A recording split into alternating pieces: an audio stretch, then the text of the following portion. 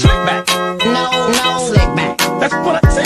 Slick back. No, nigga, I'm a pimp named Slick back. Pimp named Slick back. Pimp named Slick back. Nigga, are you deaf? I'm a pimp named Slick. Assalamualaikum warahmatullahi wabarakatuh. Perkenalkan, nama saya Nurul Halimah dengan NPM 20200 1500590. Pada kesempatan kali ini saya akan menyajikan untuk presentasi mengenai klien LGBT, dan di sini akan membahas pengertian LGBT, dampak yang muncul pada LGBT, karakteristik klien LGBT, dan layanan BK yang tepat diberikan pada klien LGBT. Lalu selanjutnya di sini ada pengertian LGBT. LGBT adalah akronim dari lesbian, gay, biseksual, dan transgender. Istilah ini digunakan semenjak tahun 1990-an dan menggantikan frasa komunitas gay karena istilah ini lebih mewakili kelompok-kelompok yang telah disebutkan. Akronim ini dibuat dengan tujuan untuk menekankan keanekaragaman budaya yang berdasarkan identitas, seksualitas, dan gender. Istilah LGBT sangat banyak digunakan untuk penunjukan diri. Istilah ini juga diterapkan oleh mayoritas komunitas dan media yang berbasis identitas, seksualitas, dan gender di Amerika Serikat dan beberapa negara berbahasa Inggris lainnya. Lalu selanjutnya juga di sini ada pengertian LGBT kembali.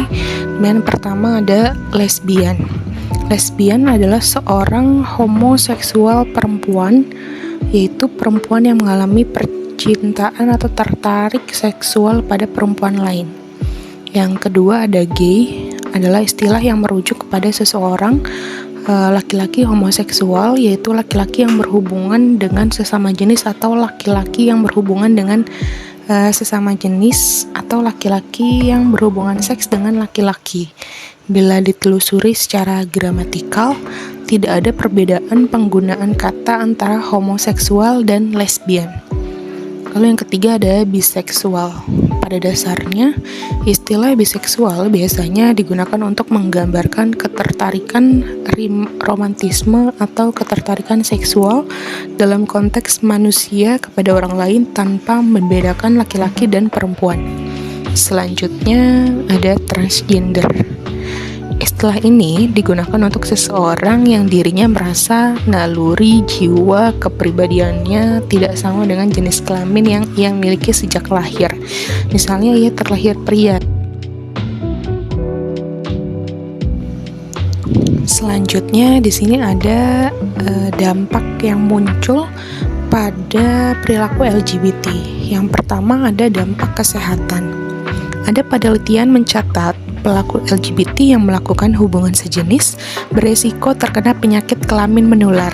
Lebih dari 70% pasangan homoseksual sangat rentan terkena penyakit kelamin menular. Karenanya, perilaku LGBT dari sisi kesehatan tidak dapat dibenarkan. Perilaku ini akan memicu meningkatnya angka penyakit di tengah-tengah masyarakat. Yang kedua, ada dampak sosial. Secara dampak sosial, akibat perilaku LGBT cukup mengerikan. Terungkap bahwa seorang gay memiliki pasangan antara 20-106 orang per tahun. Bandingkan dengan seseorang yang mempunyai pasangan zina yang hanya 8 orang seumur hidup. Lebih jauh, 43% dari kelompok gay yang berhasil didata dan diteliti menyatakan selama hidupnya mereka melakukan hubungan sesama jenis dengan lebih dari 500 orang. Bahkan 28% melakukannya dengan 1.000 orang. Hal ini tentu akan mengacaukan tatanan kehidupan masyarakat. Lalu yang ketiga di sini ada dampak pendidikan. Akibat mudahnya akses informasi dari luar, paham kebebasan tanpa aturan atau norma semakin mudah menjangkiti generasi penerus bangsa. Tidak terkecuali paham LGBT. Data menunjukkan tidak sedikit anak yang telah terlibat kegiatan LGBT. Bahkan, tren saat ini pelakunya tidak hanya telah berusia 18 tahun.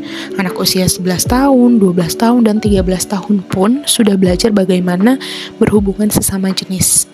Saat ini banyak kita jumpai tergabungnya anak-anak atau pelajar dalam sebuah grup LGBT di media sosial. Ini perlu menjadi perhatian khusus kita bersama karena sangat disayangkan jika anak-anak sebagai penerus bangsa tertanamkan nilai kebebasan yang berlebihan dan terlibat dalam perilaku menyimpang. Lalu selanjutnya ada dampak keamanan. Di Amerika Serikat terdapat fakta mencengangkan di mana kelompok homoseksual berperan dalam terjadinya 33% pelecehan seksual pada anak-anak. Padahal jumlah populasi mereka hanya 2% dari keseluruhan penduduk Amerika. Hal ini dapat berarti 1 dari 20 kasus homoseksual adalah pelecehan terhadap anak-anak. Tentunya hal mengerikan seperti ini harus kita cegah agar tidak terjadi di negara kita tercinta. Lalu selanjutnya, di sini ada dampak generasi. Aktivitas LGBT tentunya akan mengancam keberlangsungan generasi penerus. Aktivitas seks jamak jenis tidak memungkinkan untuk melahirkan generasi baru. Karenanya, aktivitas LGBT mengingkari hakikat makhluk hidup yang dimana salah satunya adalah memiliki ciri bereproduksi. Lalu di sini selanjutnya ada karakteristik klien LGBT yang saya wawancarai.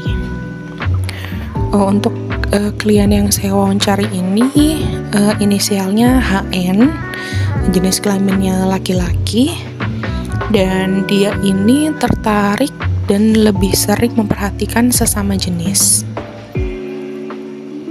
Dan saat ditanya juga HN ini menjelaskan bahwa ketika memperhatikan sesama jenis ada perasaan berdebar, gugup, dan tertarik secara seksual ataupun romantis. Lalu HN ini juga menginginkan hubungan terikat atau komitmen dalam jangka panjang. Dan HN juga menginformasikan kalau LGBT ini menurut HN bukan suatu kelainan, namun hanya orientasi seksual dan juga bagian dari jati diri HN sendiri. Lalu selanjutnya di sini ada permasalahan yang sering muncul.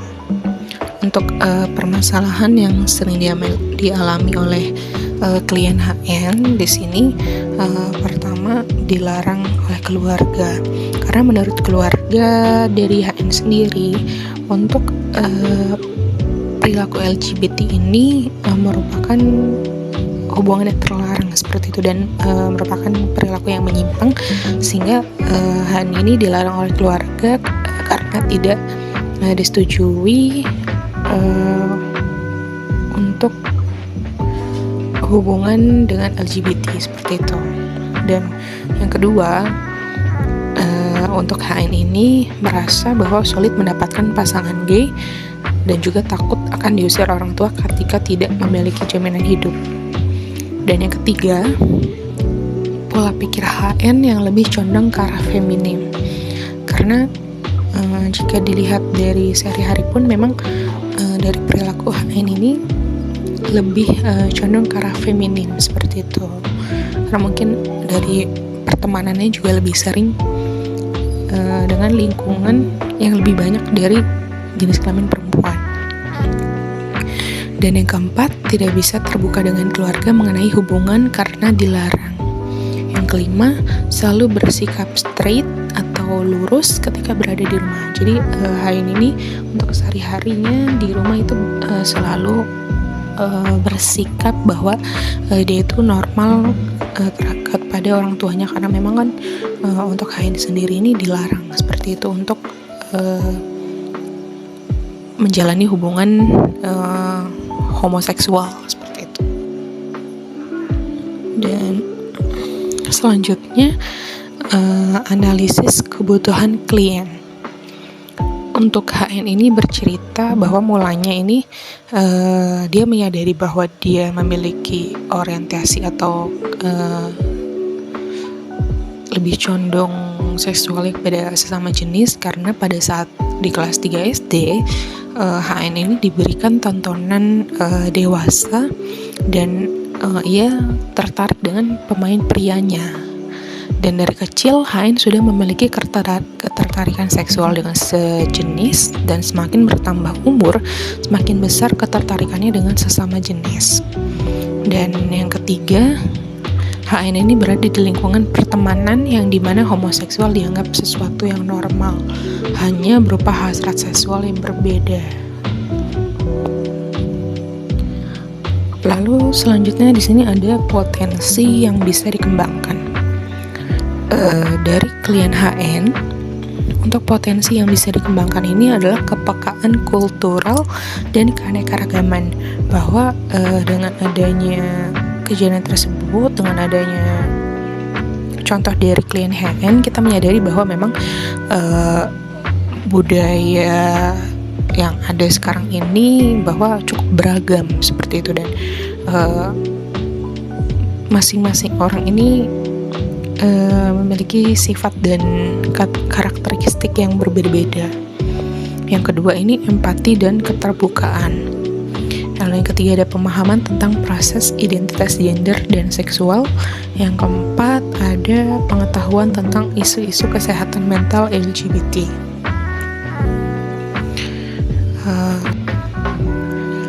Lalu di sini ada kendala yang dihadapi ketika proses wawancara berlangsung. Untuk kendalanya ini dalam memilih kalimat yang tepat agar tidak menyinggung klien, karena untuk isu dari LGBT ini kan sangat sensitif ya, jadi harus pintar-pintar menyusun kalimat, bagaimana caranya agar kalimat tersebut tidak menyinggung dari klien yang kita wawancara. Dan juga privacy, bahwa klien ini tidak bisa terbuka akan identitas LGBT karena memang seperti yang sebelumnya telah diinformasikan bahwa HN ini dilarang dan tidak disetujui oleh orang tua untuk hubungan homoseksualitas. Dan kendala selanjutnya ini ketidaknyamanan atau rasa takut terbuka tentang orientasi seksual karena perasaan tidak aman dan takut akan penolakan. Karena kan di negara kita sendiri ini untuk LGBT ini masih sangat tabu ya, dan juga sebenarnya masih dilarang oleh MUI seperti itu, karena memang dalam Islam sendiri untuk hubungan tersebut tidak dibenarkan dan sangat dilarang. Lalu di sini saya juga akan menjelaskan layanan BK yang tepat diberikan pada klien LGBT. Di mana langkah yang pertama ini ada berbagai langkah pencegahan atau preventif yang dapat dilakukan agar seorang individu tidak terjerumus dalam LGBT, seperti misalnya kita menanamkan nilai-nilai keagamaan, mendekatkan pada Tuhan, lalu memberikan informasi-informasi mengenai bahayanya jika terjerumus dalam perilaku LGBT. Lalu langkah yang kedua, ini penanganan bagi klien yang lesbi atau gay mesti dimulai dengan menjauhkan terlebih dahulu dari stigma negatif konselor terhadap klien. Jadi agar kita memiliki kedekatan dan bisa menggali informasi dari klien untuk permasalahan yang sedang dihadapi itu, kita harus menjauhkan dari stigma negatif konselor terhadap klien, seperti itu, agar klien sendiri bisa nyaman bercerita. Dan untuk langkah ketiga, ini saat mengeksplorasi konseli, penting bagi konselor untuk mengidentifikasi jenis homoseksual mana yang tengah dialami oleh konseli.